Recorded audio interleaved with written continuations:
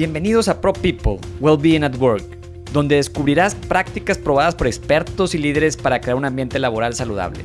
Te mostraremos cómo aplicar estas lecciones hoy mismo para mejorar tu vida y la de tu equipo en el trabajo.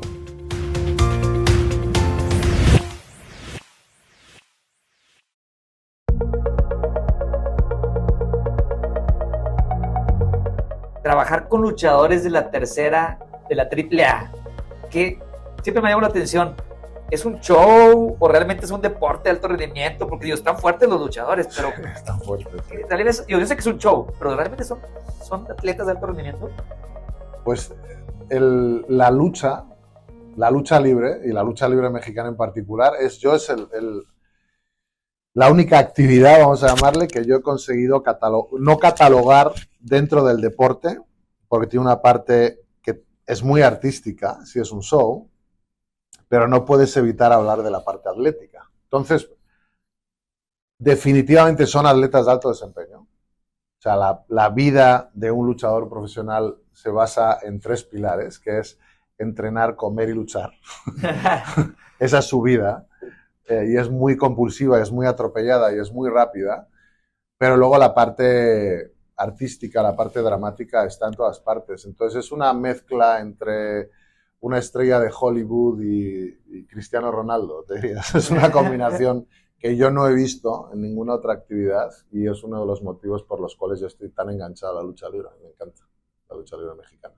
Wow, y nosotros trabajamos con la AAA desde hace años, ¿no? Colaboramos con ellos y ayudamos a sus atletas y ayudamos a que aprendan a manejar todo lo que conlleva presentarte en una arena delante de miles de personas varias veces por semana, porque la gente no entiende el nivel de presión al que está sometido un luchador. O sea, la gente lo ve como efectivamente como un show y la gente cree que cuando tú ves, o sea, a Psycho Clown o al Hijo del Vikingo, pues que son así. Ellos son así en la vida real y no, estás viendo a un personaje que tiene que interpretar a un personaje con ciertas características y no solo cuando habla, sino cuando lucha. Entonces, crear todo eso y mantenerlo en el tiempo durante años es algo tremendamente complicado. Más luego la parte atlética, más luego la parte de acondicionamiento físico, porque ahora estamos trabajando muy fuerte esa parte para empezar a cambiar algunas cosas, pero el luchador es un tipo que el acondicionamiento que tiene que hacer físico, aparte de aprender las coreografías, es altísimo. Y luego, además, la parte mental, que es a la que nosotros estamos metidos. Claro, y es la que queremos profundizar más al rato, pero quería, porque es algo que me llama mucho la atención cuando me platicabas. Mucha gente famosa que atiendes, pero los luchadores es algo muy, muy particular. Platícame, ¿quién es Juan Carlos? Platícame, ¿cómo llegaste a este tema de la psicología y todo este tema del apoyo a profesionales? Todo un drive, porque yo estudié biología en la universidad y según salgo de la universidad, por diferentes motivos, voy a tratar de ser muy breve, a mí me empieza a interesar mucho la neurociencia. Para hacerte el cuento corto, yo trabajo en prensa especializado en temas de ciencia durante más de una década y en 2011 hago una maestría en psicología del deporte en la Universidad Autónoma de Madrid. Entonces ahí nos juntamos una banda de gente que hablaba español, de toda Latinoamérica, había varios mexicanos, gente de Colombia, costarricenses, obviamente españoles, y ahí armamos la primera compañía, que se llamaba Bifluency, y con esa compañía yo llego a México y ya empezamos a trabajar muy activamente, primero con atletas, y seguimos trabajando con atletas, pero luego muy rápidamente, desde el inicio, vimos que la parte empresarial no la podíamos abandonar y que las empresas tienen una necesidad voraz de lo que nosotros hacemos. Y de hecho ahora te diría que el 70% del negocio nuestro tiene que ver con las empresas y el 30% con los atletas. Las empresas están muy necesitadas de lo que nosotros hacemos. Y tú hablas, ahorita quiero indagar más en esto, pero primero quiero pasar porque hablas tú mucho del tema de crisis de la ineficiencia. ¿Qué es el crisis de la ineficiencia? ¿Qué está pasando en las organizaciones con esto? Mira, cuando tú hablas de la idea de alto desempeño, que es la que nosotros tratamos de llevar a las compañías. Y voy a hablar específicamente del ámbito empresarial y luego si quieres preguntarme cosas de deporte, también encantado, pero en el ámbito empresarial. Si tú quieres hablar conceptualmente de lo que es la alta productividad, el alto rendimiento y esto sí es una fórmula heredada del deporte, del ámbito militar, del ámbito aeroespacial, que son los primeros que empezaron a trabajar de manera completa con el concepto de alto desempeño, tienes dos pilares básicos. Uno son los procesos, la parte técnica. ¿Yo qué hago? Bueno, pues yo armo teléfonos celulares, ¿ok? Tienes una fábrica con X especialista que hacen X cosa en una cadena que sea de tiempo y en una cadena de procesos que te da un producto que luego tú metes en el mercado. Esa parte ya la tenemos resuelta. En los últimos 40, 50 años, las compañías, sobre todo las transnacionales, se han empeñado muy mucho en optimizar al máximo la parte técnica. Entonces, eso no es un problema. ¿Cuál es el tema ahora? La gente, que es el otro pilar del alto rendimiento. Es decir, procesos más personas te da alto desempeño. ¿Qué tienes que hacer con las personas? Nosotros le llamamos planes de desarrollo de capacidades humanas. Y es algo que tiene que estar de manera continua en las compañías. Cuando tú quitas esa pata, que es lo que pasa en la mayoría de las compañías, porque el alto rendimiento, digamos que es una cosa conceptual que a todo el mundo le gusta, pero todavía nos falta mucho para que las compañías, en términos generales, no lleguen a un estado basal de alto desempeño. Cuando tú quitas la pata de la capacitación y de los programas de desarrollo internos continuos, para ir generando tus líderes, para ir hiperespecializando a tu gente, para ir enseñándoles a gestionar su estrés, a gestionar sus emociones, a manejar sus niveles de pensamiento, a comunicarse mejor, a aprender a trabajar mejor en equipo. Cuando tú quitas eso de la ecuación, porque no les formas, te quedas solo con la parte de procesos. Y ahí es donde empieza la ineficiencia. Porque si no se atiende a las personas en la misma dimensión que a los procesos, puedes tener los mejores procesos del mundo. No va a funcionar. Y las cifras, Arturo, son terribles. O sea, la OMS, la Organización Mundial de la Salud, presentaba hace unos meses las cifras del año pasado. Los niveles de burnout en México, no de estrés, sino de síntomas de burnout continuados en la población laboral de la República Mexicana, es superior al 75%. Está por encima de China, que está en un 73%. Está 15 puntos por encima de Estados Unidos, que es el avatar del hipercapitalismo, del trabajo sin horarios. Bueno, pues Estados Unidos tiene un 59% de burnout. México tiene un 76%. Entonces, ¿qué significa que 7 de cada 10 trabajadores, 7 y unas piernas, ¿no? Trabajadores mexicanos estén en ese estatus? Significa que descansan mal.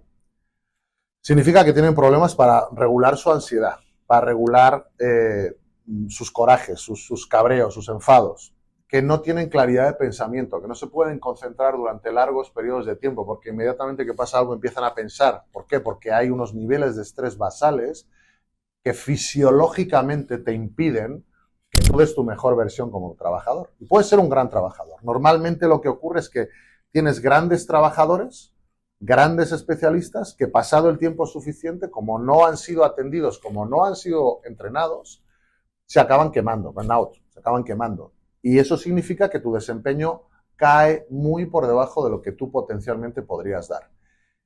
Eso en términos económicos, estamos hablando de casi 8 trillones de dólares al año que pierde la economía global de manera directa fruto de esta crisis de ineficiencia, que tiene que ver con los individuos, no con los procesos productivos. Pues realmente es algo que te tiene que poner atención. Me llama mucho la atención por qué en México estamos más elevados, porque yo entiendo que hoy en día con el celular, con las redes sociales, el déficit, el tema de la atención de las personas y de las nuevas generaciones es demasiadamente bajo. Pero ¿por qué el mexicano ahorita pues, tiene mayor grado que los chinos, que los americanos? ¿Por qué crees que es eso aquí en el país? Es una combinación de múltiples factores, ¿no? Sí es cierto que la parte de los ambientes organizacionales tóxicos afecta mucho. Sí es cierto que los líderes se tienen que formar más y mejor, todos estos temas que estamos hablando. O sea, las compañías tienen que entender que deben construir una arquitectura psicológica correcta. Ahora tenemos cosas como la NOM 035, que parcialmente parece que está empezando como a corregir algo porque obliga a las empresas a invertir en formación en este tipo de temas, pero siguen siendo curitas desde mi punto de vista. ¿Por qué México está particularmente alto? Porque México tiene una combinación de ineficiencia en estos términos de los que estamos hablando, de descuido de su población en términos de crear ambientes psicológicamente saludables, enseñar a los colaboradores a trabajar apropiadamente en equipo, ayudarles a gestionar su estrés. de pensamiento emocional, más si México tiene un problema en ciertos ámbitos de la industria de procesos mal diseñados y mal implementados, más una cuestión económica. Las clases medias se han empobrecido en los últimos años y eso agrega todavía más estrés a la ecuación. Entonces, los papás, las mamás, notan esa tensión económica, financiera, agregado a todo lo demás. Pero en la parte que a nosotros nos toca, lo que te diría es, México necesita, las empresas mexicanas necesitan grandes y buenos programas de desarrollo, de trabajo en equipo, de desarrollo de sus propios líderes, de desarrollo de contención del estrés, porque estamos hablando de pérdidas económicas. No es un gasto, es una inversión absolutamente necesaria. Es mucho, el ratio de conversión, mira, empresas como la nuestra, que trabajan en el desarrollo organizacional desde este punto de vista, el ratio de conversión de retorno que tienen las compañías, por cada dólar invertido, se retorna entre 2 y 8. Hay un montón de cifras en este sentido, hay un montón de data y un montón de investigación. Pero mientras las empresas y los empresarios sigan viendo ciertas inversiones como gasto, va a ser difícil. Entonces, es primero una cuestión de conciencia. Es muy importante foros como este, los cuales podamos hablar abiertamente de estos temas para que la gente vaya siendo un poquito más consciente, pero luego tenemos que pasar a la acción, ¿no? Y precisamente es a lo que quería llevar, ok. Entonces, ¿qué se puede hacer o sea, o qué te ha funcionado en tu trayectoria de experiencias que nos puedas contar para que la gente pueda desarrollar su potencial máximo, que es algo de tu propósito, ¿no? O sea, es lo que tú haces, buscas que la gente se desarrolle a su máximo potencial. Y conforme va creciendo esa persona dentro de una organización, tú mismo lo dices, o sea, empieza a haber más estrés y el estrés no, pues no para, ¿verdad? No. Y de más responsabilidades y el estrés sigue. ¿Cómo le haces para que esas personas pues, puedan desarrollar su máximo potencial en el trabajo y no caigan en ese burnout? Sí. Mira, claro, porque el tema es tan multifactorial que uno al final se puede perder, ¿no? En tratar de hacer análisis como muy finos. Entonces, nosotros en su momento, cada vez que tenemos algún tipo de disyuntiva con respecto a lo que tenemos que hacer, nos volvemos a los básicos. ¿Qué se hace en deporte profesional, ¿no? Para que tus atletas se mantengan en su pico, llamamos peak states, en sus estados pico de desempeño durante largos periodos de tiempo, muchas veces años, ¿no? Pues una de las primeras cosas que haces es ver cuáles son sus niveles de estrés y enseñarles a regular los niveles de estrés. Y eso es algo que se debería hacer con toda la población trabajadora. Porque cuando tú no sabes cómo regular tu estrés, se va a acabar apoderando de ti. Va a acabar provocándote, primero, normalmente disfunciones gástricas, vas a empezar a tener agruras, vas a estar tomando Pepto-Bismol, cualquier cosa que se te ocurra, vas a seguir con tu vida, luego vas a empezar a tener disfunciones en el sueño, vas a dormir de manera ininterrumpida, te vas a despertar pensando en la chamba, tenía que hacer esto, no le he preparado esto al jefe, luego vas a tener insomnio. Vas a acabar yendo al médico, te van a dar pastillitas para dormir, pastillitas que no te van a ayudar a recuperarte. Tu cerebro va a seguir encharcado en cortisol. Luego, por el camino, vas a perder la atención. Y cuando pierdes la atención, tu desempeño empieza a caer en picado. Porque cualquier trabajo mínimamente refinado requiere de altas dosis de atención durante largos periodos de tiempo. Entonces, lo primero que se debe hacer es ayudar a toda la población de las compañías a entender esta parte fisiológica, es decir, tu alto desempeño, tu mejor versión como trabajador depende de ciertas variables físicas. Si ciertas sustancias, cortisol, adrenalina, están en demasiada cuantía en tu sangre, tus capacidades empiezan a caer en picado. Entonces te sales de tu zona óptima de trabajo. Entonces hay que enseñar a la gente, hay muchas aproximaciones, puedes hacer desde técnicas de respiración, técnicas de relajación, hidratarte apropiadamente, hacer ejercicio. O sea, hacer ejercicio físico es una de los mejores protectores contra el estrés, pero tiene que ser un ejercicio físico determinado, no se recomienda que lo hagas por la noche. Hay como toda una hoja de ruta que tú puedes hacer para mantenerte relativamente a salvo del estrés. Eso por un lado. Mantener los niveles de estrés lo más bajos posible. Después nos metemos en la parte psicológica. Las empresas tienen que ser capaces de crear de manera deliberada ambientes psicológicamente seguros. Es como se le llama ahora, ¿vale? Ambientes psicológicamente seguros. ¿Cómo se hace esto? Pues entendiendo cuáles son las bases de un ambiente psicológicamente seguro. Las piezas fundamentales son los líderes. Desde las cabezas visibles, el C-suite, las direcciones generales, obviamente las gerencias, todas aquellas personas que tengan a su cargo capital humano a gestionar. Esas personas hay que darles un trato especial. Hay que formarlos, normalmente se hace o en programas de grupo, en programas de coaching, normalmente la parte de arriba del organigrama suele preferir programas individualizados, las gerencias, high potentials, se les puede trabajar y se les suele trabajar en grupos o en programas mixtos que también involucran sesiones individuales. Y aquí la idea es que entiendan cuáles son las bases, porque hay una metodología para crear un equipo psicológicamente sano, que pasa por, te lo digo muy rápido, ser capaz de crear relaciones de confianza, ser capaz de comunicarse de manera fluida para resolver problemas, ser capaz, desde el punto de vista del liderazgo, de crear gente comprometida. O sea, uno de los mayores problemas de las compañías es la pérdida de adhesión al proyecto.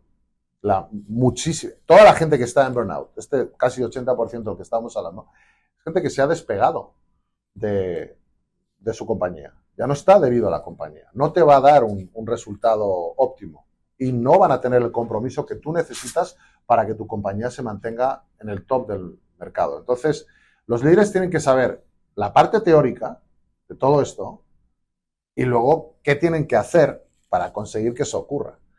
Y creo que, como puedes entender, no es algo que puedas resolver en un taller de 1 hora ni en una charla de media. Requiere formación continua. Los líderes tienen que estar continuamente formándose en ser buenos comunicadores, en ser personas empáticas. Por cierto, si tú quieres ser una persona empática y estás en burnout, no puedes. Porque las partes del cerebro que tienen que ver con la empatía, bajo ciertas cargas de cortisol, se bloquean. Porque el cerebro entra en huida o ataque. Entonces, el líder estresado, casi con toda seguridad, tiene muchas posibilidades de ser un mal líder y de crear ambientes tóxicos. Y ahora empieza a pensar cuántas personas conoces aquí en Monterrey con cargos de altísima responsabilidad, que no duermen, que tienen unos niveles de estrés inaceptables, que tienen problemas de contención de ira, por ejemplo, que les cuesta pensar. No te voy a dar, obviamente no te voy a hablar de compañías particulares, pero hace poco hablaba con una persona muy relevante de una gran compañía mexicana transnacional muy conocida. Decía, es que tenemos a la mitad del C-suite que se nos duermen las juntas. Señores de 50 y pico años, con unos niveles de injerencia tremendos, que toman decisiones millonarias en la moneda que quieras, no tiene que ser, puede ser en dólares, en euros, diariamente, y se te duermen en las juntas. ¿Por qué? Porque tienen esa crisis de ineficiencia, no son capaces de autogestionarse, porque detrás de la parte del estrés está la parte del manejo de energía. Tu desempeño depende de la capacidad que tú tengas de generar energía y de manejar energía. Entonces, claro, gente que lleva 30 años bajo ciertos cuadros de estrés absolutamente crónicos, nunca van a estar en una versión de high performance, de alto desempeño. La verdad que me llama mucho la atención, o sea, si el líder de una compañía está estresado, está con este burnout, no puede ser empático y lo permea, lo van permeando como escalera hacia abajo, ¿no? Entonces se vuelve una organización altamente estresada, ¿no? Entonces hay que empezar con, como tú dices, con los que están liderando equipos, porque por lo que te entiendo, la causa principal, una de las causas principales raíz del estrés viene de los jefes hacia los colaboradores. O sea, cuando nosotros trabajamos, y lo hacemos muy habitualmente con líderes incipientes, con high potentials, y cada vez que yo interactúo con ellos, o les doy un taller, o tengo alguna sesión individual o lo que sea, siempre les digo, o sea, mucho cuidado, porque vosotros podéis convertir la vida de una persona en una cosa deliciosa, en una experiencia de aprendizaje continuo, una experiencia de integración en una compañía, en una cosa hermosa, o podéis hacer todo lo contrario, ¿eh? Lo podéis convertir en un auténtico infierno. Y todos, estoy seguro que todos los que van a ver este podcast o lo van a escuchar, todos te van a poder contar alguna experiencia de un mal jefe y algunos afortunados de un buen jefe y cómo eso impacta en tu vida. Desde mi punto de vista, esto es una visión muy personal, ¿eh? Los líderes de las empresas son los agentes sociales que más impacto tienen en la calidad de vida de las personas. Hasta ahí llega nuestra visión. Para mí es absolutamente urgente formar a los líderes de la manera correcta, porque el impacto que tienen las familias en el tejido social de las poblaciones para mí es tremendo. Y algo bien importante que quiero saber, ¿cómo sabes, cómo detectas ese estrés? Porque dices, yo sé que el estrés no es malo, o sea, puedes tener un estrés Sí, claro. en ciertos momentos y canalizarlo y te ayuda a desempeñarte bien y a llegar a tu máximo potencial. Sí. Entonces, ¿cómo sabes, o sea, cómo lo mides? O sea, hay una manera que tú puedes decir, es que esta persona está estresada y necesita ya atenderse de esta manera. Hay muchas. Bueno, primero es un muy buen punto el que dices, Arturo. Es decir, el estrés no desaparece. Una aproximación que para mí ha sido muy parcial y muy poco eficiente es pensar que tenemos que crear ambientes laborales con menos carga laboral. Eso no va a ocurrir. O sea, cualquiera que quiera entrar en el mercado con garantías de hacer algo sabe que no solamente la presión ambiental no disminuye, sino que aumenta cuanto mejor te va. Y eso es una realidad. Entonces, eso es lo primero que tienes que enseñar a la población. Es decir, a ver, chicos, esto no va a mejorar. Posiblemente empeore. Pero nosotros, como promotores de la organización, os vamos a ayudar a que sepáis manejar la presión. Esa es la parte fundamental de la ecuación. Después, en respuesta a la pregunta de, oye, ¿cómo sabes cuando alguien está estresado? Hay muchas maneras, desde maneras fisiológicas. O sea, si fuese un deportista, te diría, bueno, vamos a hacerle unos índices de cortisol, es una cosita, lo pinchas, pum, lo metes en un reactivo y te dice el nivel de cortisol en sangre y con esto haces inferencia directa de su nivel fisiológico de estrés. Pero normalmente lo hacemos, no hace falta. No hace falta lo haces con cuestionarios. O sea, pero si fuera con ese tema, ¿qué tan fácil es que una empresa tenga ahí su enfermería? Yo en empresas no lo he visto. O sea, nosotros nos apalancamos, digamos que sería la parte más, no sé si llamarle refinada o fisiológica de saberlo a ciencia cierta, pero con un cuestionario, es muy sencillo. O sea, siempre tienes que ver los niveles de sueño, si tienen un sueño continuo, si eres capaz de dormir 6-7 horas seguidas, si te despiertas, cuál es tu nivel de energía cuando te despiertas.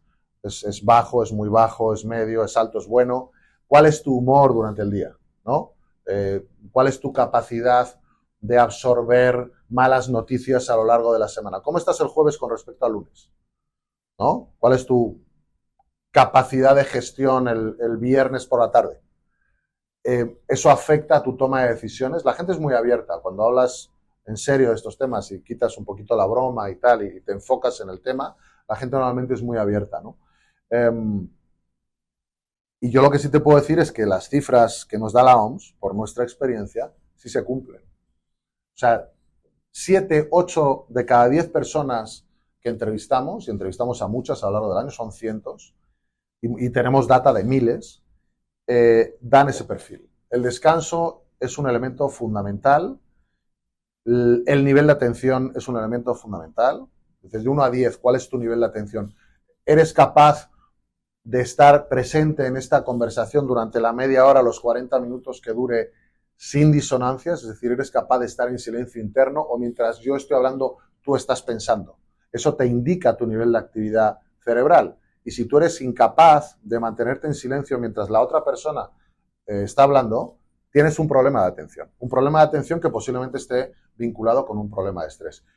Problemas gástricos, ¿no? Pues eso, llevo tomando Pepto-Bismol 5 años. Obviamente gente que está tomando psicofármacos para dormir, para activarse, gente que tiene ya depresiones clínicas diagnosticadas.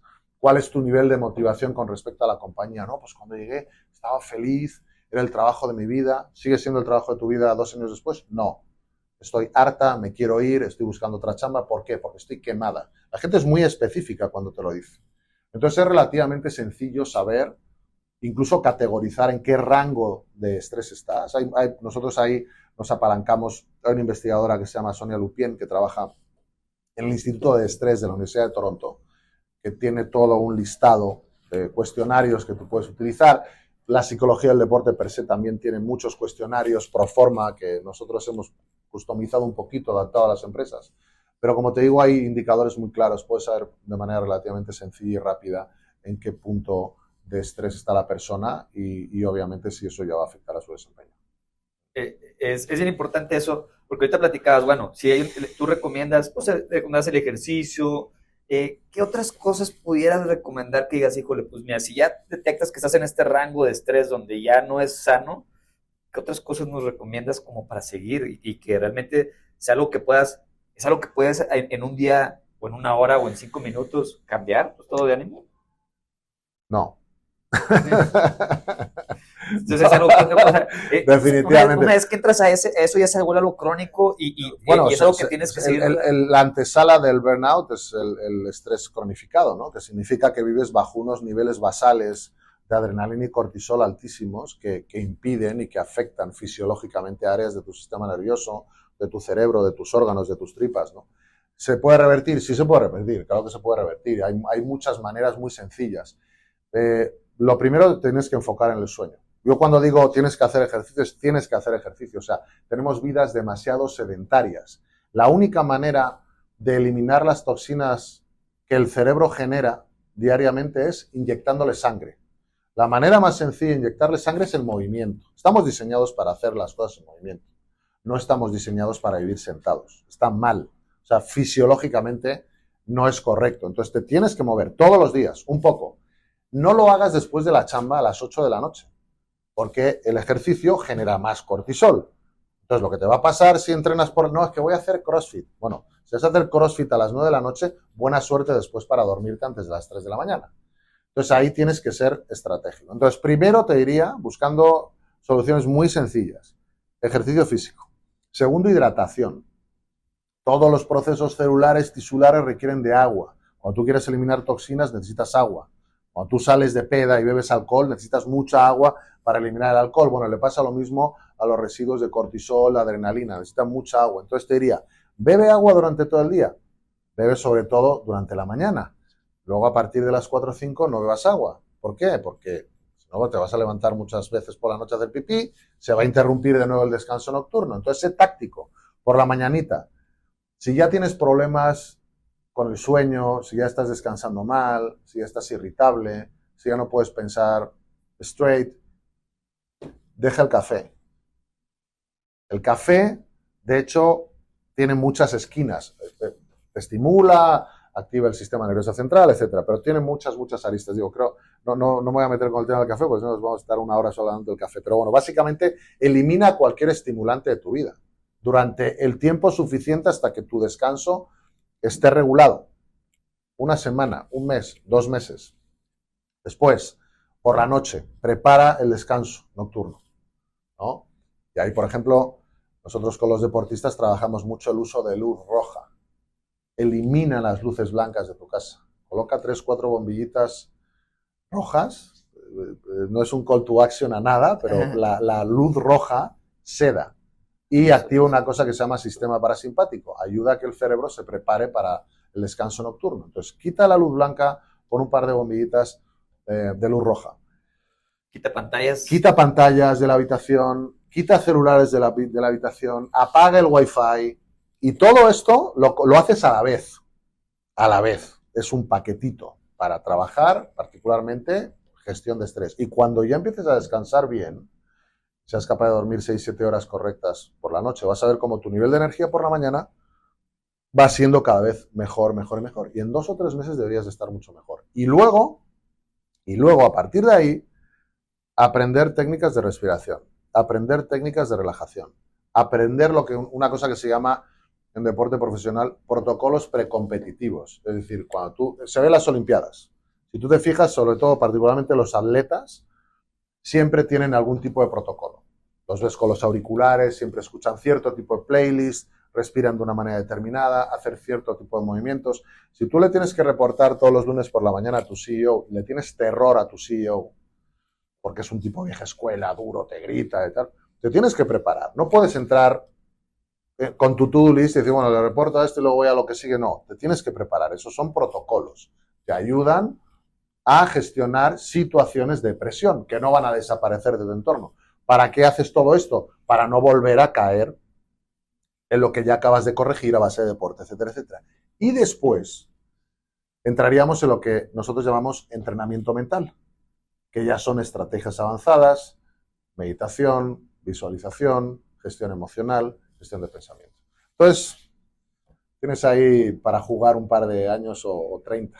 No, es un montón de cosas y creo que cada quien le sirven cosas distintas, ¿no? Siento que cada quien tiene que ir conociendo, como te decías, oye, pues a algunos les sirve la meditación, escuchar ciertos playlists, concentrarse y bueno, a mí me llama mucho la atención la estadística y tú que trabajas con muchos atletas profesionales, digo, yo sé que trabajas más con empresarios, pero el 90% dicen que antes de un partido, el 90% de la chamba ya la hiciste, lo físico, tú ya lo hiciste, ya llegas, ya no te vas a poner más fuerte, no vas a pegarle mejor al balón, sino es el tema mental. 90% del trabajo es lo mental que haces en ese momento. Entonces es la importancia de prepararte mentalmente para un partido importante o para las Olimpiadas o para lo que sea, porque realmente lo que juega es lo mental. Si no hiciste ese protocolo que tú decías, oye, antes voy a hacer esto, antes mentalmente tengo que meditar, tengo que imaginarme qué voy a hacer con el balón. Entonces, ¿cómo puedes llevar eso? Y platícanos experiencias que tengas y cómo puedes llevar eso hacia el empresarial, porque el empresario también toma decisiones, como tú dices ahorita, oye, un empresario bien estresado puede tomar malas decisiones. Sí, las toma diariamente, es tremendo. Sí, es como si llegaras a un partido, una Copa Mundial, y pues tienes 3 partidos para pasar a la siguiente ronda, y igual el CEO, ¿verdad? Tienes 3 decisiones, 3 momentos claves en el año donde tienes que tomar decisiones bien importantes. Entonces, ¿cómo puedes comparar eso que te ha tocado vivir tanto con empresarios y como jugadores, pero que puedes aplicarse el uno al otro? Sí, mira, para mí hay 2 elementos fundamentales ahí. Uno es el que hablábamos hace un momento, la preparación, los protocolos. Antes de un evento, vamos a llamarle potencialmente perturbador, tiene que haber una cierta preparación mental. ¿Por qué? Porque tú no necesariamente el día que tienes que tomar la decisión más importante del año vas a estar en tu mejor versión. O sea, somos gente. Al final, un día te levantas y tienes un mal día, estás pesado, no piensas bien. Te pueden pasar miles de cosas. Has tenido una bronca con tu mujer. En fin, la vida mancha, ¿no? Que decía el castellano. Entonces, tienes que tener protocolos. ¿Qué protocolos manejamos nosotros? Pues lo has dicho tú muy bien, depende mucho de la persona. Vamos probando cosas y la persona va decidiendo cuál es el protocolo que mejor le funciona.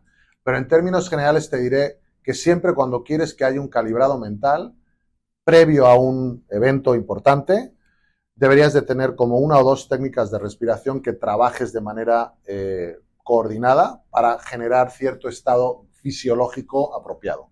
Y luego funciona muy bien 2 estímulos. O cierto tipo de músicas que son evocadoras, que son motivantes, que son lo que la persona esté buscando. Y también funciona muy bien lo que llamamos frases de poder o mantras, que eso es algo que la persona decide, por el motivo que sea, que le funciona muy bien para ese momento particular. Entonces eso es una, la preparación de los eventos potencialmente estresantes, perturbadores, con un protocolo adaptado a las características de esa persona. Entonces, como puedes entender, hay que hacer diferentes pruebas, ¿no? Pero luego de fondo, siempre, sobre todo con personas que toman decisiones importantes prácticamente a diario o semanalmente o cada muy poco tiempo, debería de haber un programa de entrenamiento mental que se ancla en técnicas contemplativas. ¿Por qué? Porque como tú entrenas los músculos en el gimnasio y cada vez que haces un curl de bíceps, ese bíceps se vuelve más fuerte y es capaz de aguantar más tracción, con las áreas del cerebro que tienen que ver con la resiliencia, con la toma de decisiones y con la atención dirigida ocurre lo mismo. Tú de manera deliberada las puedes fortalecer. O sea, aquí es algo que es muy importante que la gente entienda. Cuando tú practicas cierto tipo de estrategias, vamos a llamarles contemplativas, hay áreas del cerebro que se activan. Por ejemplo, si tú haces una técnica, imagínate, una técnica de gratitud, ¿no? Cierras los ojos, respiras, te enchufas, pum, y bueno, voy a dar las gracias por lo que sea, ¿no? Y eres capaz de conectar con la emoción, o sea, no es un proceso intelectual, es un proceso emocional. Las redes de neuronas que conectan, y eso es otra vaina, ¿no? De nuevo no me voy a meter aquí porque es muy largo, pero bueno, las redes de neuronas que van desde el corazón hasta el cerebro se activan. Y esto es y aquí hay infinidad de investigaciones que soportan lo que te voy a decir. Esas redes de neuronas se fortalecen. ¿Qué ocurre con esas neuronas del corazón que están conectadas con el cerebro? Están conectadas con ciertas áreas que tienen que ver precisamente con la resiliencia y con la toma de decisiones a través de un concepto que se llama coherencia corazón-cerebro. ¿De acuerdo? Y te digo, de nuevo, muy largo. Pero básicamente lo que hace es abrirte la posibilidad de que tu mejor desempeño esté presente más tiempo. La conexión corazón-cerebro sabemos que potencia la coherencia interhemisférica. Ya no se habla de hemisferios, entre áreas del cerebro. Digamos que el cerebro puede funcionar de manera coherente. Tienes acceso a todo su potencial o a gran parte de su potencial. Claro, eso si lo haces un día no sirve de nada. Una experiencia más o menos grata. Si lo haces durante un mes, bueno, se empiezan a ver ciertos cambios. Si te hiciésemos una resonancia diríamos, bueno, Arturo va mejor con esto. Si lo haces 3 meses ya hay cambios anatómicamente medibles en un adulto. Un adolescente en 15 días ya hay cambios anatómicamente medibles. Es decir, hay áreas del cerebro que están más activas eléctricamente y con mayor número de conexiones neuronales. No hablo de neurogénesis, no hablo de que se creen nuevas neuronas, hablo de conexiones. Si lo llevas a un año, esos cambios ya son definitivos. Es decir, estás entrenando tu sistema nervioso, porque ni siquiera es el cerebro, tu sistema nervioso en una dirección para obtener más potencial. Entonces ahora, ahí te va, la misma persona, con 30 años, la colocas en un programa de entrenamiento de este tipo. 1 año, 2 años, 3 años, 10 años. Entrenando 3-4 veces al día, media hora, ¿no? La misma persona, mismas capacidades, igual de guapo, igual de lozano, igual de competente, 30 años. No, cero programa. Who knows? La misma persona, 30 años. ¿Qué hace cuando se estresa? No, yo, es que el scotch. Ok, el scotch. ¿Qué haces? No, es que yo el gambling. ¿Qué haces? No, fumo puros, no fumo marihuana, lo que sea. El psiquiatra ya me da pastillitas para dormir. Y ahora piensa en el desempeño, ¿no? Entonces, por eso le llamamos entrenamiento mental. Y esto es algo que a la gente le cuesta un poco entender, la parte fisiológica que hay detrás, pero ya la data que tenemos es súper robusta. Hay un montón de investigadores de prestigio que están trabajando en esto y ya sabemos lo que hay que hacer para conseguir lo que tú quieres conseguir, ¿no? Entonces, son esas dos. Y tú tienes manera de tener track de que está funcionando. Sí, ahora ya estamos empezando, afortunadamente, a trabajar con cierta aparatología que nos está permitiendo, a nosotros en particular, como compañía, pero bueno, está muy, muy accesible. Ya hay una aparatología muy disponible para la población regular. Antes estaba sujeto a universidades y centros de investigación, pero ahora podemos saber cuál es, por ejemplo, tu nivel de coherencia corazón-cerebro y el nivel de desempeño que podemos esperar de ti. Y eso, por ejemplo, con los deportistas lo contrastamos muy bien con los datos en cancha, por ejemplo, con un futbolista, y nos permite ver cómo el entrenamiento mental va impactando en la parte puramente deportiva. Y en el ámbito empresarial, igual, porque perceptualmente el empresario o el director o el gerente muy rápidamente va viendo la mejoría en aquellos aspectos en los que nosotros hemos diseñado que debe haber mejoría, ¿no? Eso sí, esto es entrenamiento. Entonces, no pretendas estar ponchado yendo una vez a la semana al gimnasio. O sea, hay que meterle. Lo mismo. Pero si eres aplicado en el uso de las estrategias propuestas durante el tiempo correcto, de la manera correcta, los resultados vienen por sí solos. Sí. Y yo me imagino que es un conjunto de cosas. Hablas tú también mucho de la energía. O sea, pues mucho tiene que ver también con la alimentación. O sea, tú dices, por a lo mejor mentalmente haces todo muy bien, pero si llega no te alimentas bien o te alimentas de cosas que no deberías de alimentarte, pues todo se viene para abajo el programa. O sea, ¿cómo haces creas ese balance? Veníamos hablando ahora de eso, ¿no? Del tema de la nutrición. Sí, al final la nutrición es fundamental. Es decir, cuando ya empiezas a explorar estos temas a profundidad y la persona cada vez es más abierta contigo, los grupos cada vez son más abiertos contigo, sí te puedes meter en esos temas. La nutrición quizás sea lo que a la gente más le acaba molestando al principio, ¿no? No me digas que no coma esto, pero sí sabemos que si estás a base de comida chatarra, sabemos que tu cerebro funciona peor, sabemos que tus órganos funcionan peor, sabemos que el estrés fisiológico al que estás sometido es mucho más alto. Y eventualmente, cuando pase el tiempo suficiente, comiendo de una manera determinada, vas a tener problemas de salud severos. O sea, eso es una realidad ya. Es que no es demasiado negociable. Digamos que muchas veces nos hacemos los tontos porque hay cosas que nos apetece e indulgencias de las que queremos disfrutar. Pero desde luego, hablando en términos de desempeño, la dieta incorrecta y sobre todo cierto tipo de grasas y temas como el sobrepeso excesivo y demás afectan al corazón, afectan a los órganos y definitivamente afectan al cerebro y obviamente que afectan a tu desempeño. Entonces, es algo que sí deberías también de tratar de revisar y vamos a decir, de actualizar. Totalmente. O sea, ¿no? tienes que de manera integral, es un programa integral Sí. de varias cosas. Quiero, bueno, platícame experiencias, porque es bien padre trabajar con gente importante que ha hecho cosas relevantes, nacionales, Sí, sí.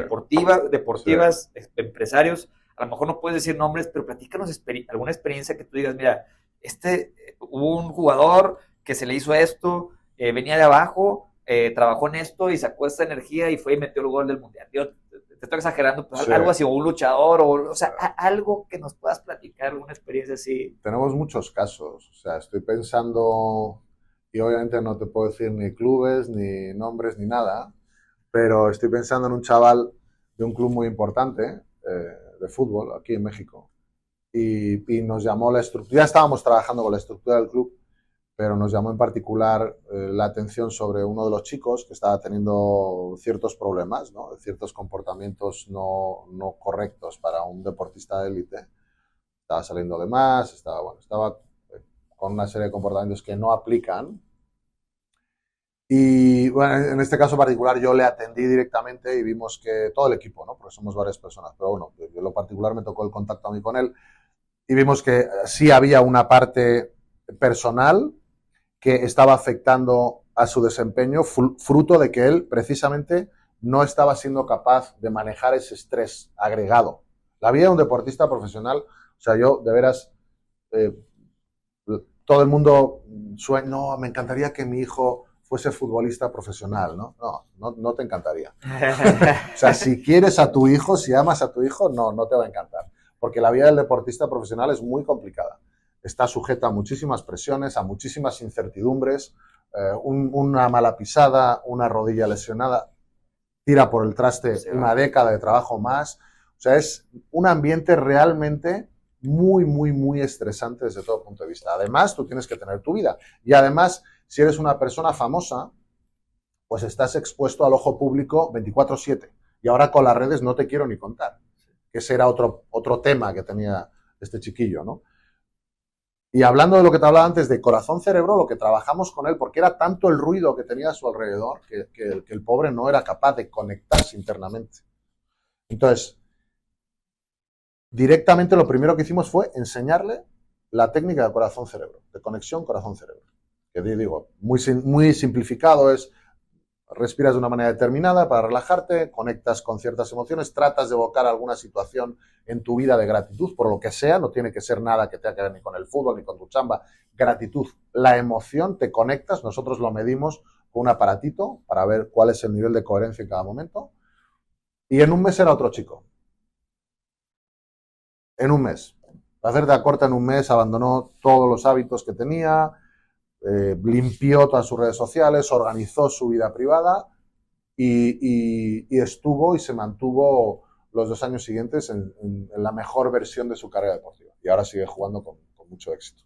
Entonces, y tengo muchos casos, o sea, con luchadores tengo un par de casos muy particulares de 2 chiquillos a los que yo amo profundamente, que también venían de una situación muy complicada.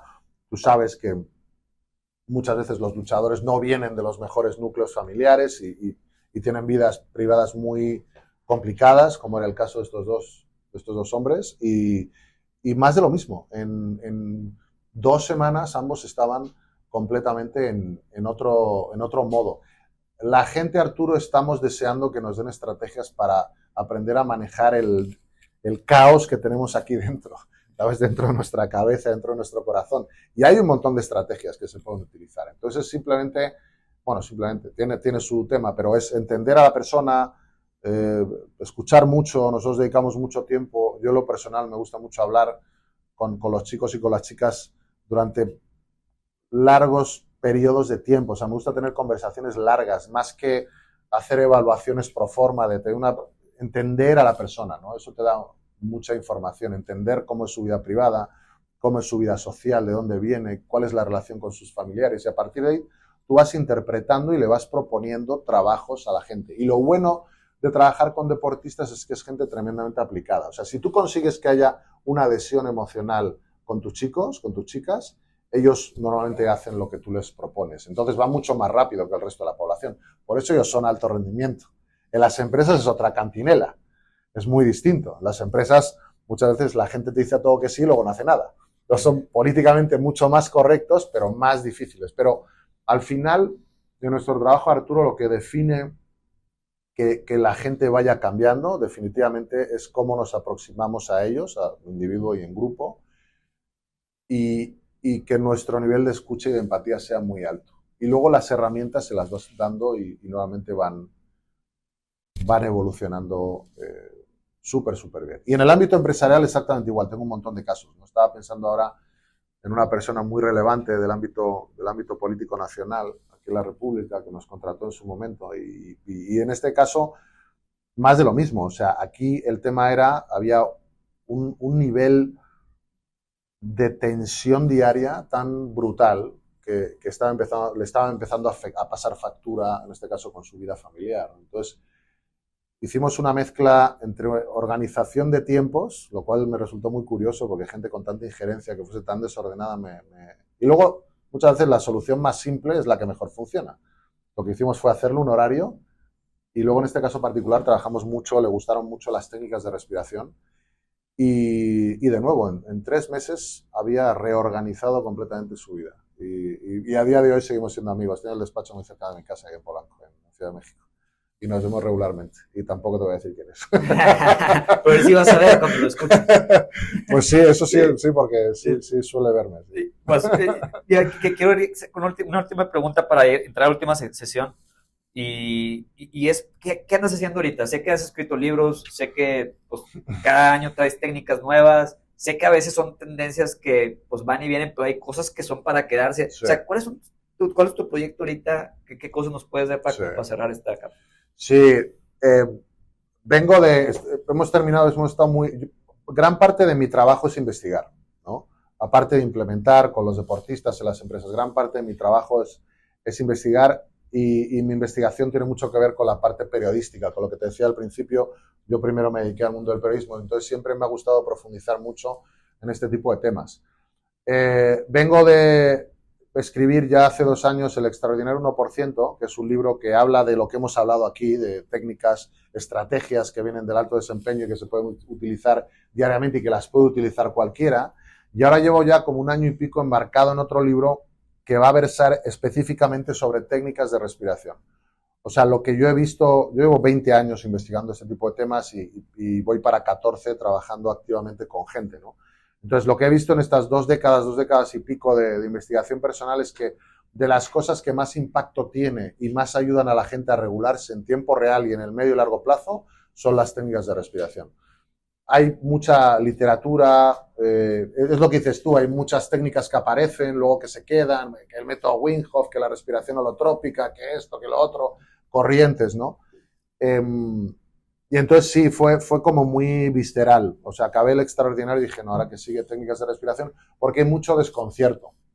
La verdad es esa, las redes ayudan mucho para unas cosas, para otras, pues todo lo hacen más complicado todavía. Entonces, esta parte de las técnicas de respiración, te digo, sobre todo por mi experiencia con los clientes y por mi propia experiencia personal, sé que es algo que la gente va a recibir muy bien. Entonces estoy en eso, estoy organizando, ya sabes, ¿no? Pues ahora estoy con el capítulo 8, cómo engancha con el 6, estoy con toda la narrativa, la parte de las estrategias que os quiero proponer ya está resuelta, ahora es encajar el Tetris y bueno, ya presentarlo, a ver si yo creo que en octubre, ¿no? En octubre vamos a estar ya aterrizando con el libro. Pues yo voy a estar atento porque me interesa mucho algo tan simple, tan básico, pero tan importante, porque si no respiras en no te queda mucho tiempo. Sí, ¿no? Exacto. Entonces es algo tan simple que nunca pensamos y es de lo más importante, ¿verdad? Sí. Y si lo haces bien, eso le va a llegar a oxigenación a todo tu cuerpo y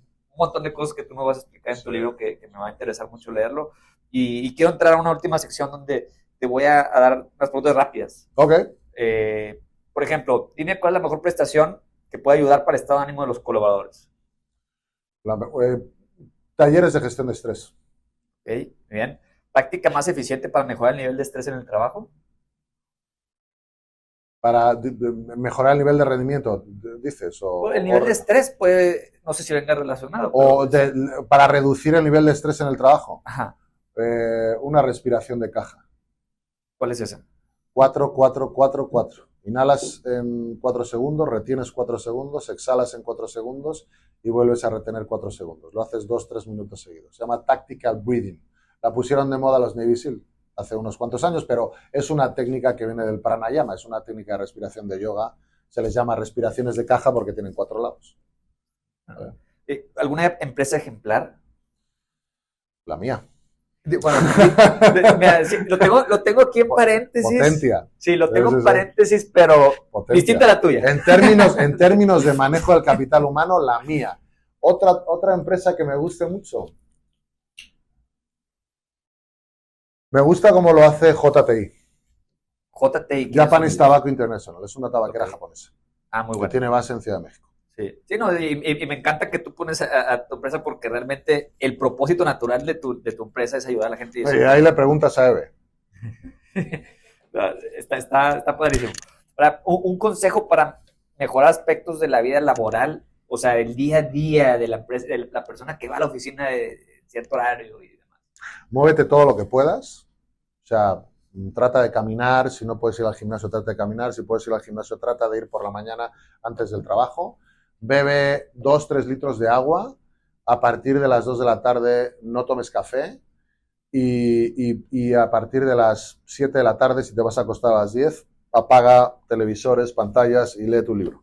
Oye, aprovecho porque aquí el suerito, digo, ahorita que dices que hay que hidratarnos, esta bebida es para hidratación, muy 100%, bien. Entonces le agradecemos al suerito por... Muy bien, por el patrocinio. Ajá. Estrategia para evitar el burnout o el desgaste. Estrategia para evitar el burnout o el desgaste.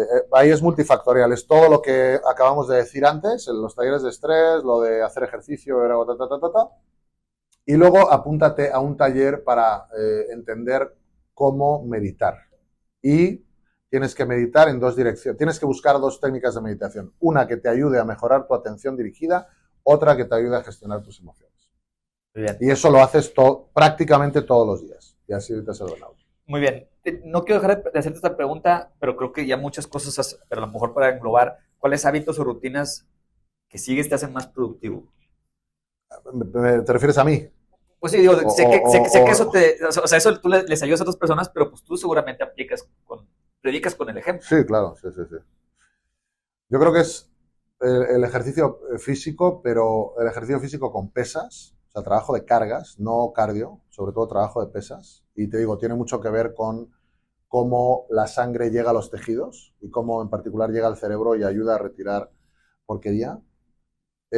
Yo sí hago un acondicionamiento mental diario que tiene que ver, yo lo anclo en 2 cosas, técnicas de respiración, sobre todo cuando tengo que venir a algún sitio o tengo que hacer alguna presentación o tengo algún evento potencialmente estresante, siempre técnicas de respiración. Sí, meditación, coherencia corazón-cerebro y atención dirigida, las 2 que te he dicho antes. Y controlar los excitantes, no beber mucho alcohol, no tomar mucho café. Creo que son como mis anclas fundamentales. Hago más cosas, hago yoga, pero esas son como las que te diría que son las más importantes, las que hago todos los días. Muchas gracias. Y no sé si, como tú dices, esa va a ser una entrevista de 1 hora, la del café, porque yo no tomo café, ni una gota de café he tomado en toda mi vida. Muy bien. Mi esposa ya me está obligando casi a tomarla porque me dice, pues es que no me vas a acompañar un buen cafecito. Y pero en todas las oficinas todos toman café. Bueno, no sé si el 99.9% de la gente toma café. Sí, o sea, y tú que dices, no les recomiendo. Sí.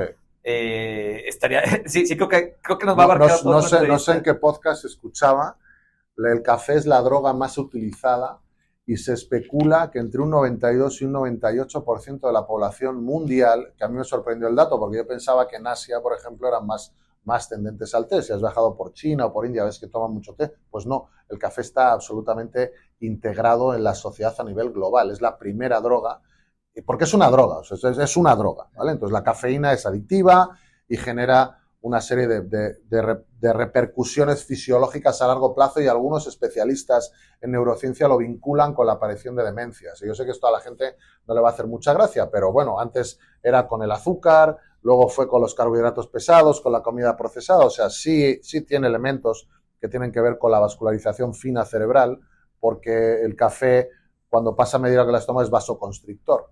Entonces, no permite que la sangre llegue apropiadamente, en particular al cerebro. Entonces hay una correlación entre la falta de vascularización en el córtex, el córtex frontal y prefrontal y la aparición de demencias. Entonces hay investigadores que ya tienen, parece, data bastante consistente que apunta en esa dirección. Te voy a dar un tip con el café para que se lo digas a tu mujer. Que no se tome el primer café hasta que hayan pasado por lo menos 1 hora de que se haya despertado, ¿vale? Y que en esa hora beba por lo menos 2 vasitos de agua. O sea, es que te lo tomes ya bien hidratado. Se toma, justo. Y en el próximo podcast te cuento por qué. André, vamos a hacer un podcast específicamente del café y bueno, pues es muy buen tip. Y no solo para mi esposa, para todos los que nos están escuchando, porque creo que casi todos toman ese café. Sí. Muy buen tip. No, yo también, o sea, a mí me gusta el café, pero sí lo veo con cuidado, ¿no? Es que también yo creo que todo en exceso es malo. Y los que se toman 2 cafés diarios, pues bueno, yo creo que no es algo bueno. O sea, es distinto la que tomas agua todos los días, la que tomas café todos los días, o refresco, lo que tú quieras todos los días, ¿no? Sí, no, o sea, definitivamente si en tu ingesta de líquidos el agua no es el protagonista número 1, va a acabar repercutiendo en algún momento en tu salud. Es así de sencillo. O sea, el agua es fundamental, el agua, no el agua de la Coca-Cola, no el agua del café, no el agua del té. El agua per se es fundamental para los procesos metabólicos saludables. Y todo lo demás, pues como dices, café, ok, toma café, toma tequila, pero pues todo es moderado, ¿verdad? Todo es moderado. Así que exagera. Y ya para finalizar, tu frase favorita. Pues está muy complicado, Arturo, así de golpe. Mi frase favorita. ¿Qué te diré? Es que tengo muchas frases favoritas.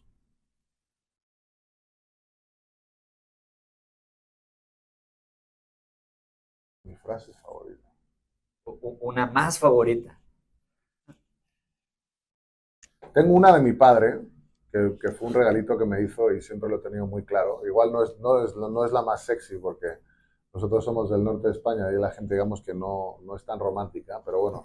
Él, cuando yo tenía que decidir qué iba a hacer con mi vida con 18 años, lo cual me pareció algo terrible, porque con 18 años uno no tiene ni idea de lo que quiere hacer con su vida, me dijo, mira, hijo, haz lo que quieras hacer, pero cuando elijas algo, hazlo para ser el mejor en lo que estás haciendo.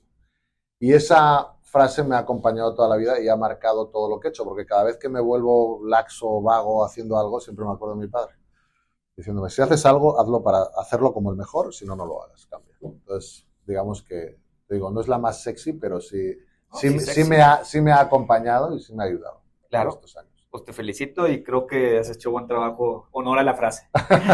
Muchas gracias, Arturo. Bueno, no, pues muchas gracias, que pues tenemos hoy ya un tema pendiente. Tenemos uno más. Sí, el café. El café. Pues muchas gracias y que se repita. Nada, un gusto, Arturo. Igualmente. Gracias. Ahora está en tus manos aplicar hoy mismo lo que te haya hecho sentido para tu empresa. Si tienes sugerencias o dudas, con mucho gusto contáctanos para platicar y tomarlo en cuenta. Nos encantaría escuchar tu opinión. También, si te gustó, síguenos aquí en redes sociales y compártelo.